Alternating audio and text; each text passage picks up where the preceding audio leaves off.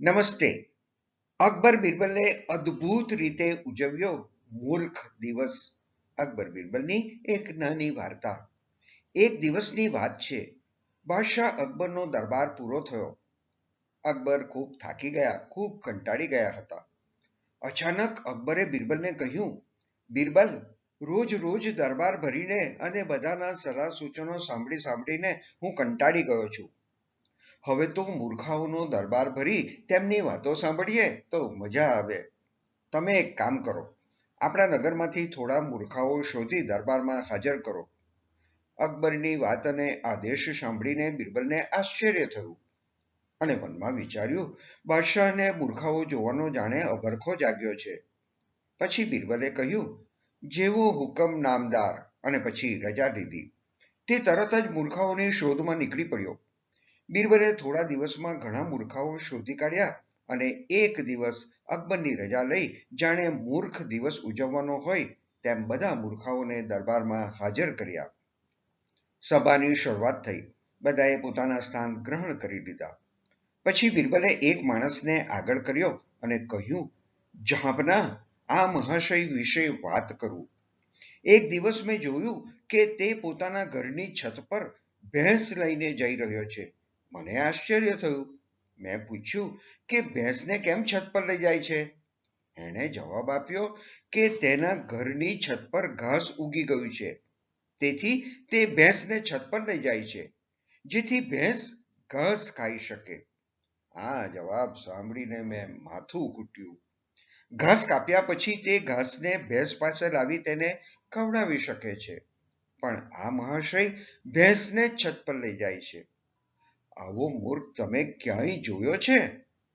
અકબર બાદશાહ મરક હસ્યા. બિરબલે બીજી વ્યક્તિને આગળ કરીને કહ્યું, જહાંપનાહ, આ માણસની ઓળખ આપો. આ પણ મોટો મૂર્ખ છે. હું નદી કિનારે ફરતો હતો. ત્યાં મેં એને રેતીના ઢગલામાં કંઈ શોધતો જોયો. મેં પૂછ્યું કે શું શોધો છો ભાઈ? એણે કહ્યું કે હું નદીમાં નહાવા ગયો હતો. ત્યારે મારી આંગળીએ હીરાની વીંટી હતી, તે મેં અહીં રેતીમાં દાટી હતી. હવે તે જડતી નથી. મેં પૂછ્યું કે ક્યાં દાટી હતી? તે બરાબર ખબર છે? એણે જવાબ આપ્યો કે હા, અહીં રેતીમાં ખાડો પાડીને દાટી હતી. મેં પૂછ્યું કે કંઈ નિશાની રાખી છે? એણે જવાબ આપ્યો કે હું ગાંડો થોડો છું. નિશાની રાખ્યા વગર હું કંઈ દાટું ખરો?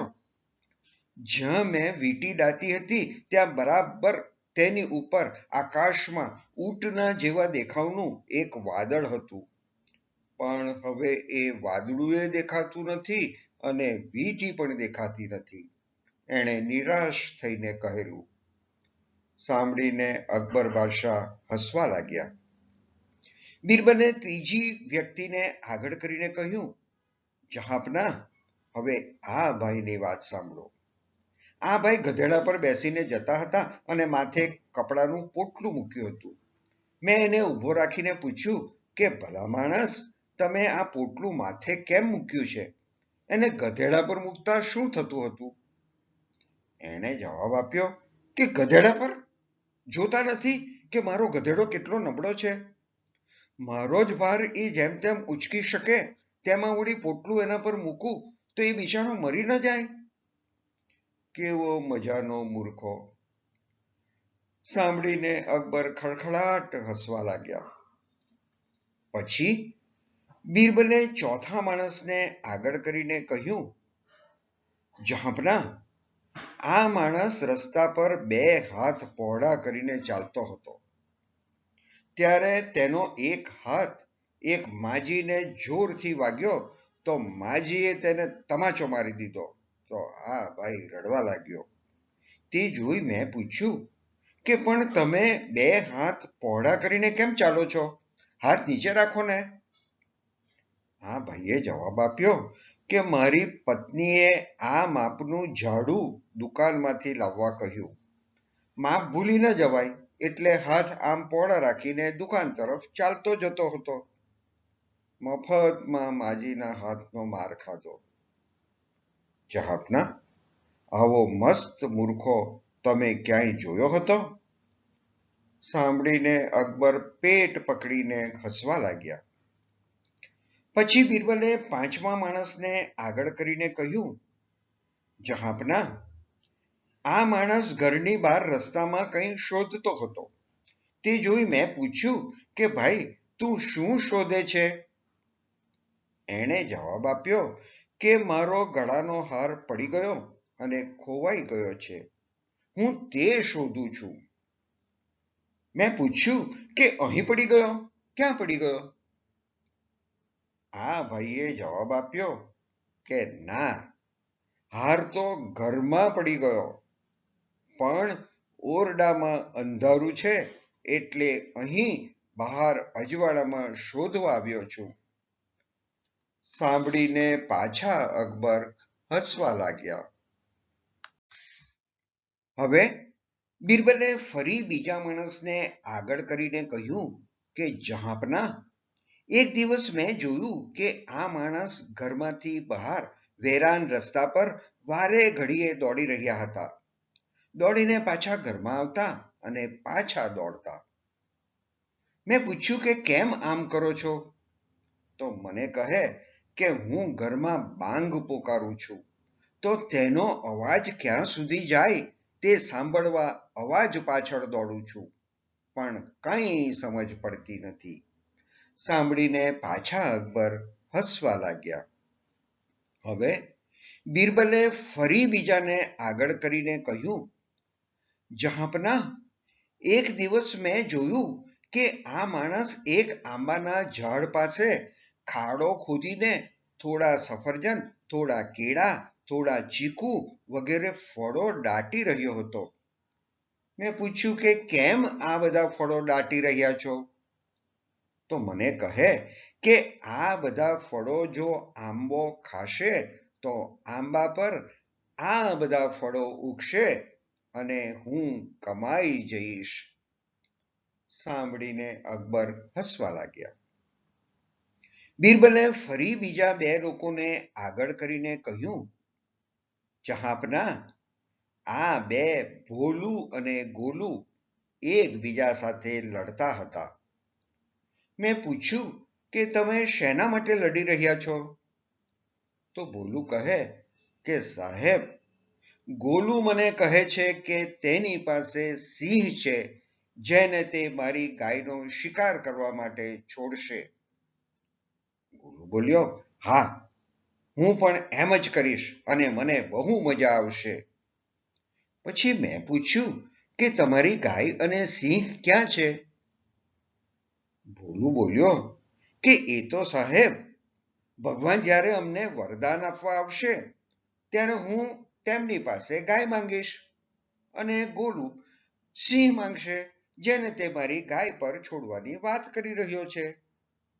જહાંપના, છે ને બંને જબરા મૂર્ખાઓ? સાંભળીને અકબર હસીને થાકવા લાગ્યા. હવે બિરબલે ફરી બીજા ચાર માણસોને આગળ કરીને કહ્યું કે જહાંપના, એક દિવસ આ ચાર માણસો બજારમાં રડી રહ્યા હતા. મેં પૂછ્યું કે કેમ રડો છો?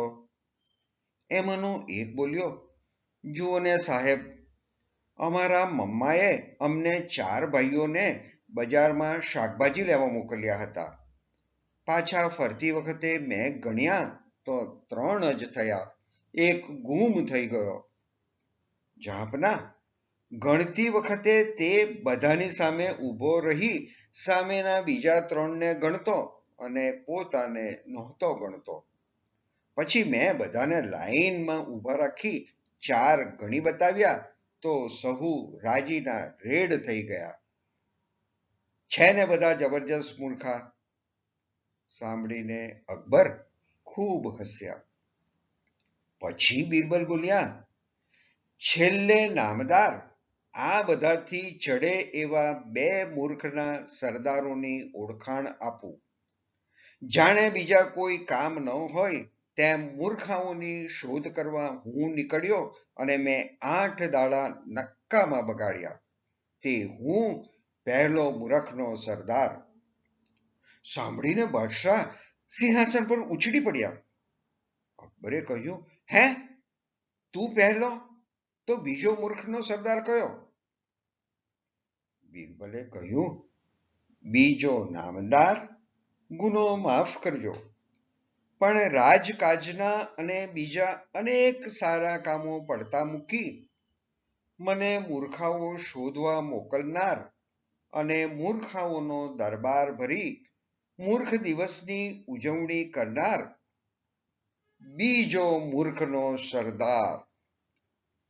અકબરે કહ્યું, એટલે એ તો હું. બિરબલે કહ્યું, હા નામદાર, આપણે બંને મૂર્ખાઓના સરદારો. એક દરબારી બોલી ઉઠ્યો, બાદશાહનું અપમાન, બિરબલને સજા થવી જોઈએ. અકબરે હસીને કહ્યું, નહીં નહીં, બિરબલ સાચું કહે છે. એણે ટકોર કરીને મને ખરી વાતનું ભાન કરાવ્યું છે. મૂર્ખાઓના વિચારમાં અથવા મૂર્ખાઓને શોધવામાં અને એમનો દરબાર ભરવામાં વખત બગાડ્યો એ પણ મૂર્ખાઈ નહીં તો બીજું શું? અને પછી બાદશાહે બિરબલને ઇનામ આપી રાજી કર્યા. ધન્યવાદ.